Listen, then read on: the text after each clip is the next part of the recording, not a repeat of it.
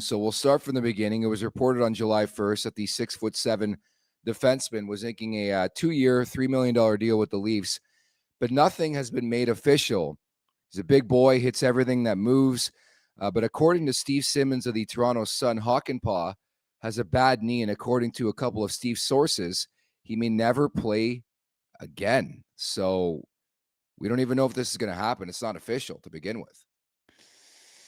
I know that's a pretty bold statement this day and age to say that a knee injury I know he's 32 years old or so, but it's not very often in this day and age that a knee injury ends your career. You can no longer play. They go in there nowadays and they do stuff that used to, potentially end your career, in 15 minutes with the scopes and all these things. And I'm hearing like, I don't know, bone on bone, I keep reading, and I don't know, you can put things in there that would, act as the cartilage or the ligaments or whatever's going wrong in there. Seems like it could be fixed. And if he knew this was a problem, you'd think he would have been on it already.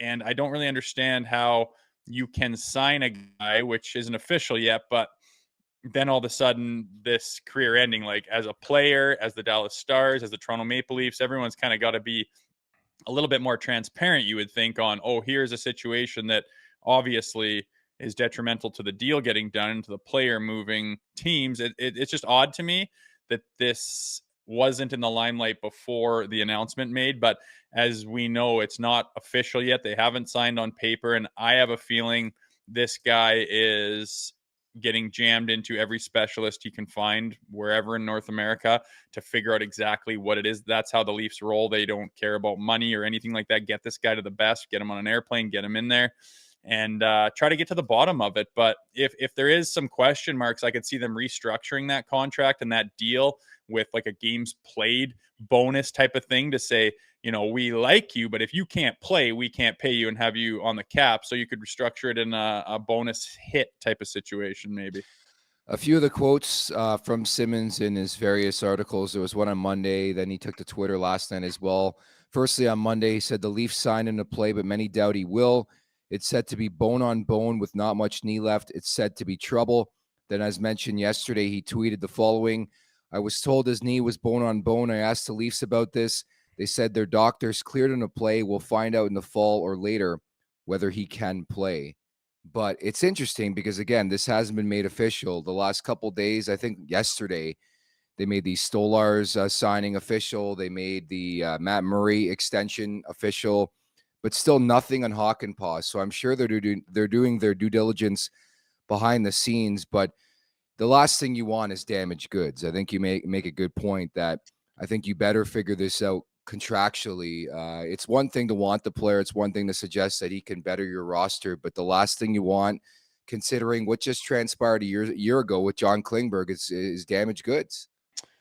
Yeah, I know it is reminiscent of Klinger coming in and just not being able to play any meaningful percentage of the season, which is obviously not the name of the game here. So it is interesting. I don't know if the Leafs were in the dark or if a fast one got pulled on them or if they just didn't do their due diligence or if the player was being a little bit, I don't want to say shady, but not being fully transparent with what's going on. Yeah. It's just odd at that level with all those moving parts that didn't come into the limelight before they announced that they're going to sign this guy. And I mean, thankfully it's not on paper, it's not official, and it's not a done deal. And like I said, I imagine they are jumping through hoops right now trying to get to the bottom of exactly where this guy's knee is at right now. Well, I'll tell you, if Hakanpaa can play, I think he's a big upgrade. Whether it's 5, 6, or 7, I think he brings depth. Again, I think the theme with Brad Treliving in the ads here in terms of defensemen outside of Mermis, who's like 6 foot, is like trees, for a lack of a better term. I think you look at Hakanpaa, the guy hits everything in sight. That's just the read on him. I've watched a lot of Dallas Stars hockey, watched him back in the day as well with some other squads, and that's the read on him. Obviously, he's got his deficiencies like any other player, but again, this team has been lacking that guy, and again, he shoots right, which has been coveted in this market for a while.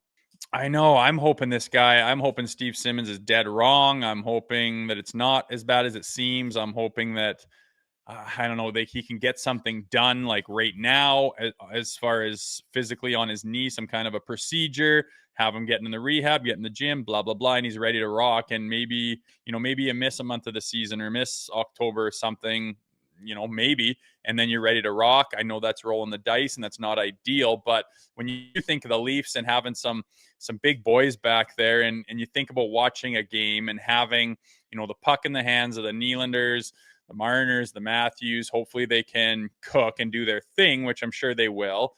And then having a team come into play Toronto and just being like, are you kidding me? Like Benoit and McCabe and Hawkin Paw, and then you got, Morgan Riley's in there. Like now all of a sudden, instead of Morgan Riley being like at the tip of the spear, like you have to do everything, all of a sudden he's like blended in there now. And it just seems so much more robust. It seems deeper. And I can imagine teams coming in to play the Leafs going, Jesus, like we don't want the puck all that bad anymore because they're just getting smashed in our end, and those boys can move it up and away you go with the talent up front. So it's exciting to think of. We'll see how it works, but that paired with the mentality that Craig Berube is going to bring to this team, which is more accountability. I imagine there's going to be a little more snot. They're going to go north. It's going to be simpler. It's going to be less dicking around, and let these guys all get on the same page. Hopefully chemistry starts to boil, and we can have a pretty scary looking team. And, that hasn't happened yet, but there's reason to believe that certainly could, which is kind of exciting. Make sure to check out more of our content right here on the Leafs Nation YouTube page. We got long form interviews, we got clips, we got epic rants by Jay Rosehill. We simply have it all. And don't forget, you can find out much more at theleafsnation.com. Thanks so much for watching.